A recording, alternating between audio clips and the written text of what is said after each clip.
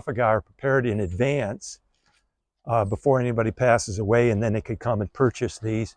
They could have an inscription. You can see inscriptions over here with names on them. Some of even the more expensive and more ornate sarcophagi would even have a lid that would be a representation of husband and wife. You can see the one off into the distance here. You see the 8 wreaths at the end that indicate that this person was an athlete and was victorious on several occasions.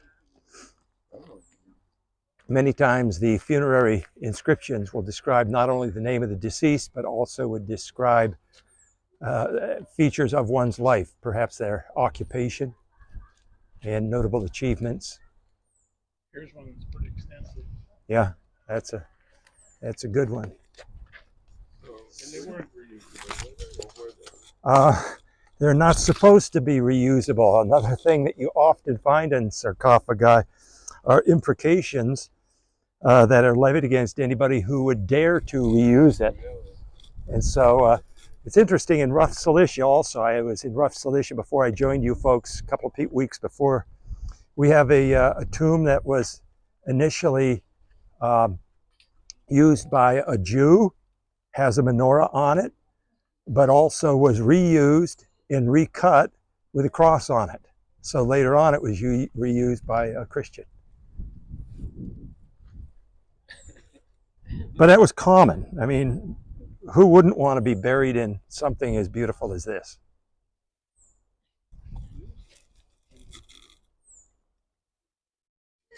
I mean, when I die, they're going to put me in some metal box. Actually, I tell my wife, get the cheapest thing you can find. I'm not there. You know, Mark, the body goes to the sand, to the ground. Mm-hmm. It's with a prayer shawl and no tomb, no anything. Uh-huh. Cheaper. Yeah. Yeah. So Levent went back to get his whisper, and he has returned. So let's move on. The museum over here is on our right-hand side. Like I say, when you've got some time, we'll give you some free time near the end. And you'll want to jump into the museum because it's got especially some of the relief panels of the Sebastian. It's amazing. Actually, the section that you see over here is a new addition to the museum. They had the museum constructed at first with some of the many sculptural pieces and reliefs. But then once they excavated the Sebastian, they realized, hey, we need to expand this museum because it simply could not accommodate all that was in the Sebastian. So they've got a new section that is really quite cool.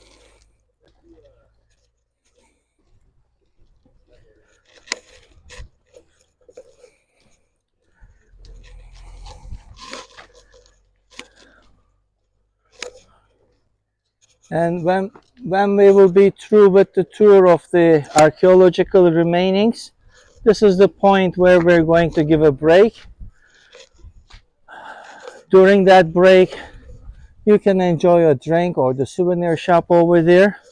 But as Mark also has pointed out, I mean, this is like one of the best sculpturing museums you can see in this country and the countryside. So it's a ramp, and it's not a big museum, it's a small one. But I will highly recommend you to have a walk. If you do not want to do anything among the ones that I have mentioned to you, straight ahead you will see a wall of garland figures with facial expressions on them. It's also fun to find the angry one, the happy one, the sad one, and things like that. So even that wall can be a nice point to spend some time. We've got a restaurant over on the left-hand side. Yeah. If you really don't want to walk around, yeah, you can grab something to drink. And before we leave, during the drive to Kuşadası, after about an hour and a half, we'll be stopping for a water closet break. And the water closets are right behind those red umbrellas. So before we leave, if you feel like making a visit will be a good idea, please also do it so. That way or theater? Let's go to the Sebastian Sebastian first. Okay. and then wrap around to the theater. Okay. This is an avenue dedicated to the emperor. And it has portrayals of Roman victories and gods.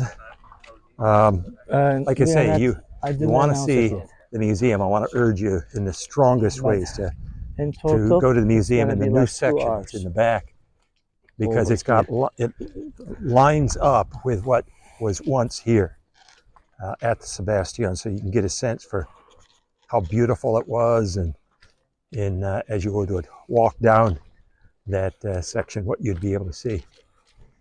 We also, directly ahead of us, just in front of the Sebastian, we have a number of inscriptions. Not only was this for relief carvings, statues, but also students were being taught how to inscribe these monuments. And I spent a lot of time going through taking pictures of all of these. But after a while, there are just so many of them. It's like, wow. I might run through and come back and take more of these.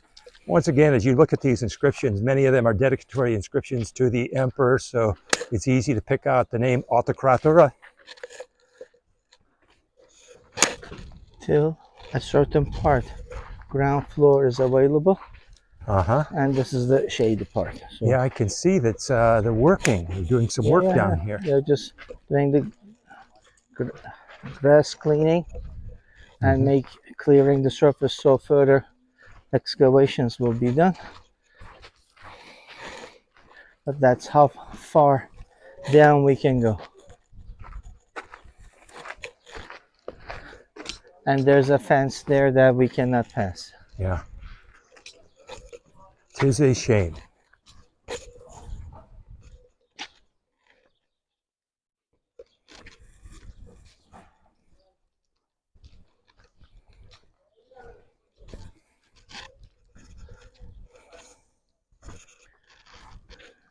There's a nice shady area down here by the steps, and on the inside of the colonnaded Sebastian.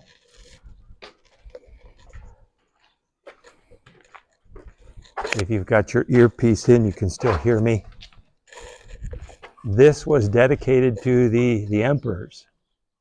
Once again, it's the idea of promoting emperor worship, and the more you promote emperor worship, the more you have kickbacks, what we call benefactions, as the emperors redistribute money to these cities and towns. There are at least a dozen menorahs, which unfortunately the fence in front of us will not allow us to see, but there's a couple of them that I can pick out to show you. I think we can get close enough that you can get a visual of at least one of these menorahs. There are also menorahs on the paving stones. So if we were to walk where this gentleman is walking over on the right-hand side, some of those stones have menorahs on them.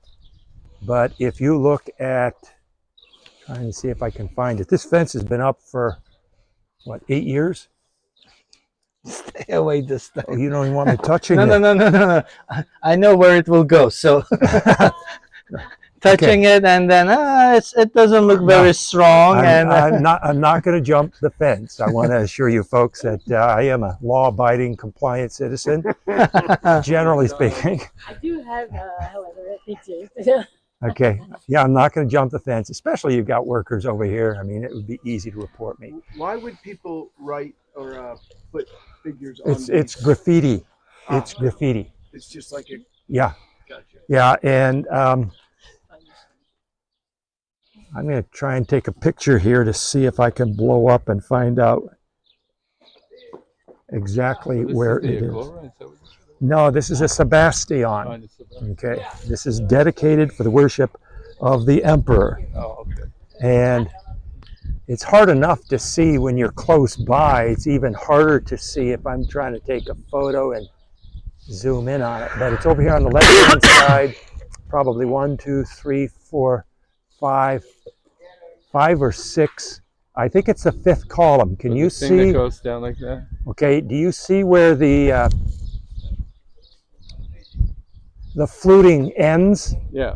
Okay, if you go up about a foot from that fluting, I believe there's a menorah right there. I think that's the one I'm talking about. Can you folks see what I'm talking about? Mm-hmm. Yeah, it goes up like 3/4. Let me see if I can get a zoomer here. Those columns are numbered. Mark, is it number 15? Yeah. The number at the bottom. Number 15. Where do you see a number? Oh, I do see number. Yeah. It's 15. 13, 14, Okay. 15, Right 16. here. 15, and you go up to where the fluting ends, okay?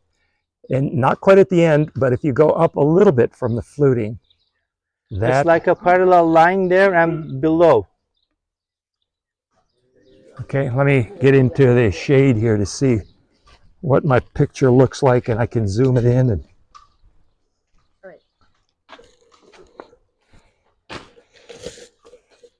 See, there's a parallel yes, line here it is. right where the Anybody want to see it on my phone?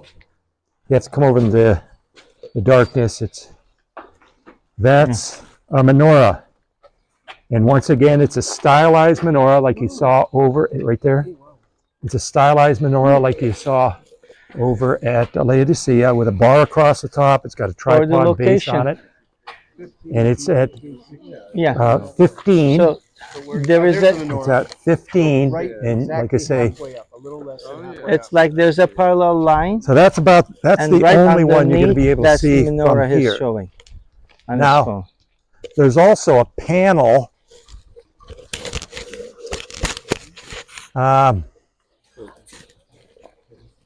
about maybe 2/3 of the way down, again on the left-hand side, there's a panel that has several menorahs on it and Jewish symbols,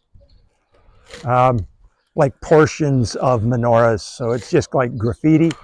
And then over on this right-hand side, you can see some menorahs